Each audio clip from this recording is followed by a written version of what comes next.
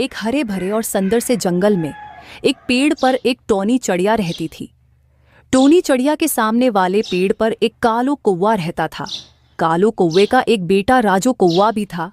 Tony चिड़िया ने अभी कुछ दिन पहले ही 2 इंडे दिए होते हैं। टोनी चिड़िया इन दोनों इंडों का अपने से ज्यादा ख्याल रखती थी। चलो मुझे दाना ढूंढने जाना है। जब तक मैं कालू कौवे को कह देती हूँ कि वो मेरे अंडों का ध्यान रखे। टोनी चिड़िया कालो कौवे के पास जाती है। कौवे भैया, मैं भोजन ढूंढने जा रही हूँ। आप मेरे अंडों का जब तक ध्यान रखिएगा, मैं आपके लिए और आपके बेटे राजू कौवे के लिए भी भोजन तलाश करके लाऊंगी। बस जब तक आप मेरे अंडों का अच्छे से ध्यान रखना। हाँ हाँ टूनी चिड़िया, तुम जाओ, मैं तुम्हारे अंडों का अच्छे से ध्यान रखूंगा। लेकिन हाँ, मेरे लिए भी भोजन ढूंढ कर लाना। ऐसा मत करना कि तुम अपने लिए ही भोजन ले आओ और मेरे लिए भोजन लाना ही भूल जाओ। अरे नहीं नहीं कौवे भैया, मैंने इससे पहले आपके साथ ऐसा किया है जो मैं आज करूँगी। आप चिंता मत कीजिए, मैं आपके लिए भी भोजन ढूंढ कर लाऊंगी। इतना कहकर वो टोनी चिड़िया भोजन की तलाश में चली जाती है।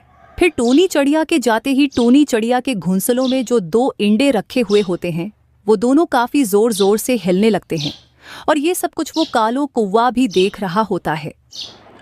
ये चिड़िया के अंडे तो काफी जोरों से हिल रहे हैं। इसका मतलब चिड़िया का बच्चे बाहर आने ही वाले हैं। चलो चिड़िया के घोंसले में चला जाता हूँ। कहीं ऐसा ना हो कि चिड़िया के बच्चे अंडे में से निकलकर डायरेक्ट घोंसले से नीचे ही गिर जाए। ऐसे तो भी चिड़िया मुझे नहीं छोड़ेगी। चलो चलो जल्दी से इस घोंसले में चला जाता हूँ। फिर कालो कौवा टोनी चिड़िया के घोंसले में आ जाता है। कुछ देर के बाद वो दोनों अंडे फूट जाते हैं और उन दोनों अंडों में से छोटी छोटी सी चिड़िया निकलती हैं। टोनी चिड़िया की दोनों चिड़िया कितनी ज्यादा सुंदर है। और एक मेरा राजू था, जब छोटा था तो जब भी काला था और अब बड़ा है तो अब भी काला है। पता नहीं ये कौवे इतने बदसूरत क्यों होते हैं। फिर थोड़ी देर में टोनी चिड़िया भोजन जमा करके अपने घोंसले में आ जाती है। अरे वाह वाह, मेरी दोनों छोटी चिड़िया अंडों से बाहर आ गई हैं। कितनी सुंदर है ये दोनों। कौवे भैया, आपका बहुत बहुत शुक्रिया कि आपने मेरी इन दोनों चिड़ियों का बहुत ध्यान रखा। मैं आपके लिए भोजन लेकर आई हूँ, आप अपना भोजन ले लीजिए। फिर कालो कौवा अपना भोजन लेकर अपने घोंसले में चला जाता है। अरे माँ सदके, तुम दोनों कितने सुंदर लग रहे हो। तुम दोनों अंडों में से निकल गए हो। अब मुझे कोई भी चिंता नहीं। चलो, तुम दोनों को बहुत भूख लग रही होगी, मैं तुम लोगों को भोजन खिला देती हूँ, फिर तुम दोनों सो जाना। अरे वाह वाह, इस टोनी चिड़िया की वजह से तो मुझे रोजाना मुफ्त भोजन खाने को मिलता है, वरना मुझ में इतनी हिम्मत कहाँ कि मैं रोजाना अपने और राजू के लिए भोजन तलाश करता फिरूं। फिर रोजाना टोनी चिड़िया के पास कोई ना कोई पक्षी बधाई देने के लिए आता और बधाई देने के साथ साथ थोड़ा बहुत भोजन देकर भी चला जाता, जिसकी वजह से उस टोनी चिड़िया के पास काफ़ी सारा भोजन जमा हो जाता है। और वहीं उस कालो कौवे को खाने के लिए भोजन नहीं मिल रहा था, क्योंकि टोनी चिड़िया 2 दिन से अपने बच्चों को कालो कौवे के पास छोड़कर नहीं गई थी। ये टूनी चिड़िया के पास कितना सारा भोजन आ चुका है। इसकी वजह से ये टूनी चिड़िया अब भोजन जमा करने भी नहीं जाती। अब मैं क्या करूं? मैं 2 दिन से भूखा हूँ। चलो चिड़िया बहन के पास जाता हूँ और इनसे ही थोड़ा बहुत भोजन मांग कर खा लेता हूँ। फिर कालो कौवा टोनी चिड़िया के घोंसले में आ जाता है। देखो टूनी चिड़िया, साफ सीधी सी बात है, तुम रोजाना अपने बच्चों को मेरे भरोसे छोड़कर जाती थी और इसके बदले में तुम मुझे भोजन भी दिया करती थी, लेकिन आजकल तो तुम भोजन जमा करने जा ही नहीं रही। अरे कौवे भैया, आप दोनों 2 दिन से भूखे हैं और आपने मुझे बताया भी नहीं। अगर आप लोग मुझसे कल ही भोजन मांग लेते तो मैं आप लोगों को दे देती। आप लोग चिंता मत कीजिए, आप और आपका राजू आराम से मिलकर भोजन खा लीजिएगा। फिर कुछ दिन ऐसे ही बीत जाते हैं। फिर एक दिन काफ़ी तेज़ बारिश होना शुरू हो जाती है और वहीं वो टोनी चिड़िया और उसकी दोनों छोटी चिड़ियाँ वो तीनों बारिश में भीग रही होती हैं। लेकिन टोनी चिड़िया के पास बारिश से बचने के लिए कोई भी जगह नहीं होती है। अरे ये क्या हुआ, इतनी तेज बारिश हो रही है। मेरी दोनों छोटी चिड़िया भी बारिश में भीग रही है। अगर ज्यादा देर बारिश होती रही तो मेरे बच्चे बीमार हो जाएंगे। मुझे जल्दी ही कुछ करना होगा। अरे ये क्या, बारिश कितनी तेज हो रही है, मुझे तो बहुत सर्दी लग रही है। अरे मैं क्या करूं, ये टूनी चिड़िया तो बारिश में भीग रही है, जरूर ये कुछ ना कुछ करेगी, ये बहुत मेहनती है। ये टूनी चिड़िया बारिश से बचने के लिए कोई ना कोई तो घोंसला बनाएगी जिसमें ये बारिश के दिन गुजार सके। मैं भी इस टूनी चिड़िया के साथ इसी घोंसले में रह लूंगा। कालो कौवा टूनी चिड़िया के आसरे पे बैठा होता है और वहीं वो टूनी चिड़िया बहुत ज्यादा चिंतित हो जाती है।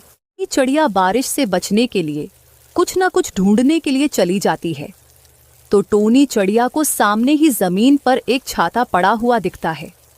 टूनी चिड़िया झट से इस छाते के पास आ जाती है। वाह भाई वाह, ये चीज तो बहुत ही जबरदस्त है। इसको अगर मैं अपने घोंसले के ऊपर लगा लूं तो हम बारिश से बच सकते हैं। चलो जल्दी से इसको अपने घोंसले में ले जाती हूँ।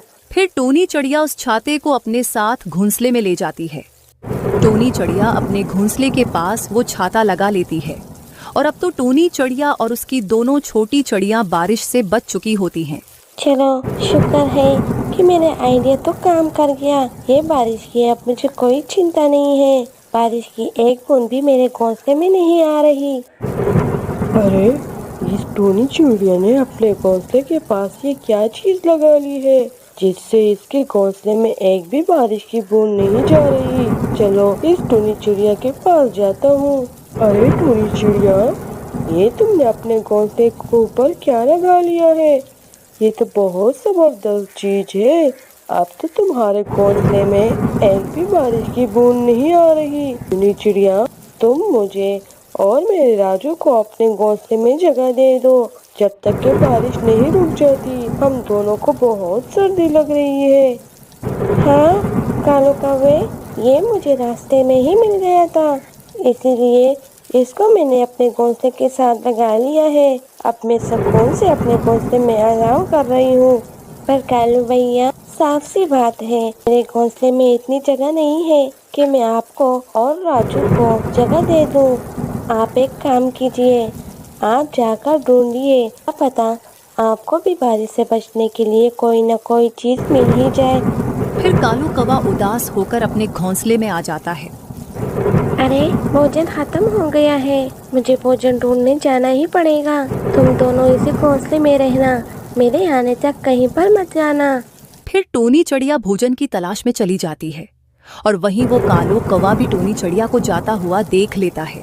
वाह, टूनी चिड़िया तो भोजन ढूंढने चली गई है। चलो इसके घोंसले में जाकर वो निकाल कर अपने घोंसले में लगा लेता हूँ। इस तरह मैं भी बारिश से बच जाऊंगा। जब वो आएगी तो देखा जाएगा।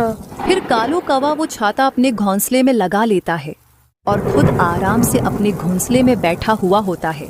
फिर जब टूनी चिड़िया अपने घोंसले में वापस आती है तो टूनी चिड़िया देखती है कि उसकी दोनों छोटी चिड़ियां बारिश में भीग रही होती हैं और कालो कौवे ने वो छाता अपने घोंसले में लगाया हुआ होता है। तो टूनी चिड़िया उस कालो कौवे के पास जाती है। कालू भैया, ये आपने बिल्कुल भी अच्छा नहीं किया। आपने ये चीज मेरे घोंसले से निकाल कर अपने घोंसले में लगा ली है। चले मुझे ये वापस कर दे। अरे नहीं टूनी चिड़िया, ये चीज मैंने तुम्हारे घोंसले से नहीं निकाली है, बल्कि ये तो हवा के साथ उड़ गई थी। फिर मैंने बड़ी मुश्किल से इसको ढूंढा और लाकर अपने घोंसले में लगा लिया। फिर टूनी चिड़िया अपनी दोनों छोटी चिड़ियों को लेकर वहाँ से चली जाती है। टूनी चिड़िया एक पेड़ के अंदर बैठी होती है। इस पेड़ में काफी बड़ा सुराख होता है जिसकी वजह से इस पेड़ में एक भी बारिश की बूंद नहीं जा रही थी। फिर जब चील अपने घोंसले में वापस आती है तो वो चील देखती है कि उसने बारिश से बचने के लिए अपने घोंसले में छाता लगाया हुआ होता है। वो छाता अब उसके घोंसले में नहीं होता है।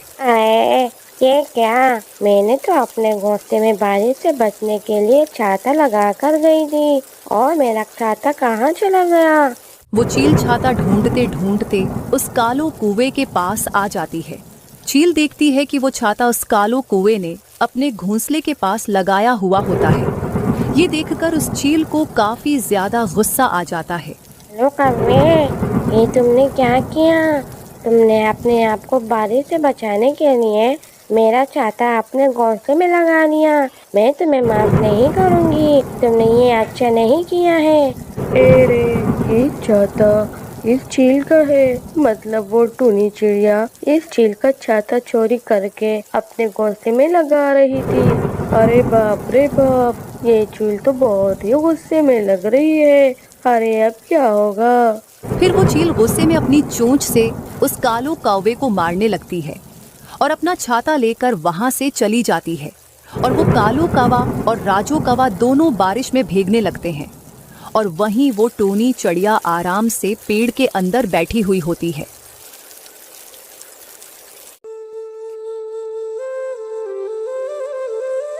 पहले जमाने की बात है कि एक गांव में राजू नाम का एक आदमी रहता था। उसका एक बेटा और एक बेटी थी। राजू बहुत गरीब था। वो रोजाना फल बेचता था और पुकार पुकार कर कहता था, फल ले लो, ताजे ताजे फल। इस तरह वो अपना गुजर बसर करता था। एक दिन राजू बीमार पड़ गया। वो कई दिन तक फल बेचने नहीं जा सका क्योंकि वो फल सर पर लाद कर बेचता था और अब वो ये नहीं कर सका। उसने सोचा कि वो मछली पकड़कर बाजार में बेचेगा। राजू ने अपनी बीवी से कहा, सुनो मीरू की माँ, मैं मछली पकड़ने जा रहा हूँ। फल बेचने की मुझ में हिम्मत नहीं रही। मैं मछली पकड़कर बाजार में बेचूंगा और घर के लिए भी कुछ ले आऊंगा। उसकी बीवी ने कहा, ठीक है, जैसा आप चाहते हैं। आपको तो आराम करना चाहिए, लेकिन हमारे हालात मजबूर कर रहे हैं। क्या कर सकते हैं आप?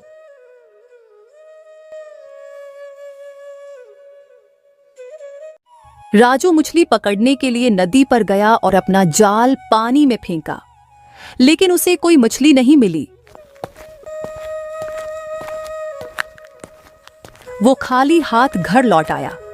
अगले दिन जब वो दोबारा मछली पकड़ने गया तो उसे कुछ मछलियां मिली।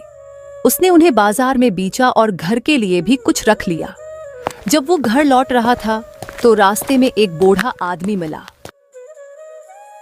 बूढ़े ने राजू से कहा, बेटा, मैं कई दिन से भूखा हूँ, मुझे कुछ खाने के लिए दे दो। राजू ने अपनी सारी मछली बूढ़े को दे दी। बूढ़े ने राजू को दुआ दी और उसे एक चूल्हा दिया। राजू ने चूल्हा घर लाया और अपनी बीवी से खाना मांगा। चूल्हे ने उसकी ख्वाहिश पूरी की। राजू हैरान हो गया। लगता है ये एक जादुई चूल्हा है। चलो जरा इससे समोसे मांग कर देखते हैं। ठीक है, छोले, हमें गर्मा गर्म समोसे दे दो। फिर उनका जो मन करता वो कहते तो चूल्हा उनके सामने पेश कर देता। राजू ने एक ढाबा खोला और लोग दौड़ दौड़ से उसके ढाबे पर खाना खाने आते थे। राजू का एक लालची पड़ोसी था जो राजू की खुशहाली से हसद करता था। ये राजू तो दिन ब दिन तरक्की कर रहा है। आखिर इसकी क्या वजह है? मुझे ये राज ढूंढना ही पड़ेगा। राजू का पड़ोसी राजू की पैसों पे नजर रखे हुए था और उनके घर के बाहर कान लगाकर सुनता है कि आखिर उसकी तरक्की का राज क्या है। वो राजू और उसकी बीवी की बातें सुन लेता है। अच्छा, तो इनके पास एक जादुई चूल्हा है। मैं आज रात को ही इसे चोरी कर लेता हूँ।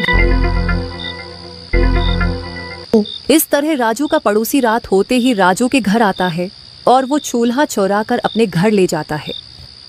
गौरी, देखो मैं एक जादुई चूल्हा लाया हूँ, जरा इससे कोई फरमाइश तो करो। फिर गौरी कौवी चूल्हे से बिरयानी की फरमाइश करती है। प्यारे से छोले, मुझे जरा बिरयानी देना। वो जैसे ही बिरयानी की फरमाइश करते हैं तो उनके सामने पत्थरों से भरा हुआ एक थाल आ जाता है और उसके सर पर पत्थर बरसने लगते हैं। ये क्या हो रहा है हमारे साथ? इतने में चूल्हे से आवाज आती है। ये चूल्हा एक जादुई चूल्हा है। ये इंसान के मन को पहचान लेता है। मैं तुम्हें उससे कुछ भी नहीं दूंगी। हाँ, जब तुम फरमाइश करोगे तो तुम्हारा लिए उससे भी बदतर होगा। डर के मारे पड़ोसी ने चूल्हा वापस राजू को दे दिया और राजू अपनी बीवी बच्चों के साथ हंसी खुशी रहने लगा। अगर वीडियो अच्छी लगी हो तो लाइक कीजिए और कमेंट करके हमें ज़रूर बताइए।